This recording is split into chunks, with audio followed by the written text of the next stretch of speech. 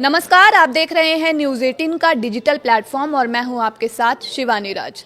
दुनिया के नक्शे पर जब दो सबसे ताकतवर दोस्त एक साथ हाथ मिलाते हैं तो दुश्मनों के खेमे में खलबली मचनी तय है।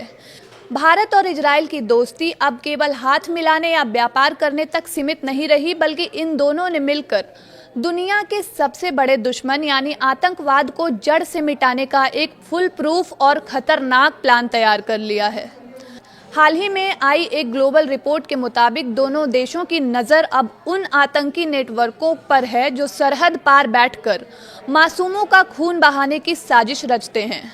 रिपोर्ट में बताया गया कि आज दोनों देश एक जैसे सिक्योरिटी चैलेंज का सामना कर रहे हैं, जहां दुश्मन नागरिकों का इस्तेमाल ढाल के रूप में करते हैं, सीमा पार से हमले करते हैं और आतंक फैलाने की रणनीति अपनाते हैं। इसके जवाब में दोनों देशों ने सर्जिकल स्ट्राइक, प्रतिरोधक क्षमता बढ़ाने और नागरिक नुकसान को न्यूनतम रखने जैसी नीतियां अपनाई है।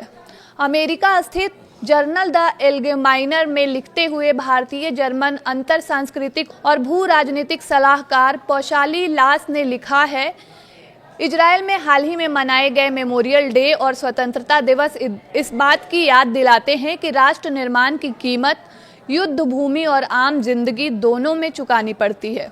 उन्होंने कहा कि एक साल पहले पहलगाम में भारत ने भी यही सच्चाई देखी, जब पाकिस्तान समर्थित आतंकवादी भारतीय सीमा में घुस आए और महिलाओं और बच्चों के सामने 26 बेकसूरों को मार डाला। लास ने कहा, ये कोई अलग थलग हिंसक घटना नहीं थी, बल्कि नागरिकों को निशाना बनाकर विश्वास तोड़ने और भय फैलाने की सोची समझी साजिश थी। उन्होंने कहा कि भारत की ओर से शुरू किया गया ऑपरेशन सिंदूर एक बड़ा रणनीतिक बदलाव था। इसके तहत पहलगाम आतंकी हमले के बाद भारत ने सिंधु जल संधि के कई अहम प्रावधानों को निलंबित कर दिया। भारत पहले पाकिस्तान को नदी प्रवाह और जल स्तर से जुड़ा हाइड्रोलॉजिकल डेटा उपलब्ध कराता था, जो उनकी कृषि व्यवस्था के लिए महत्वपूर्ण था, लेकिन हमले के बाद ये सहयोग रोक दिया गया। लास ने कहा कि ये कदम वियना संधि कानून सम्मेलन के अनुच्छेद 62 के अनुरूप भी है, जो परिस्थितियों में बुनियादी बदलाव और विश्वास खत्म होने की स्थिति में संधि निलंबन की अनुमति देता है।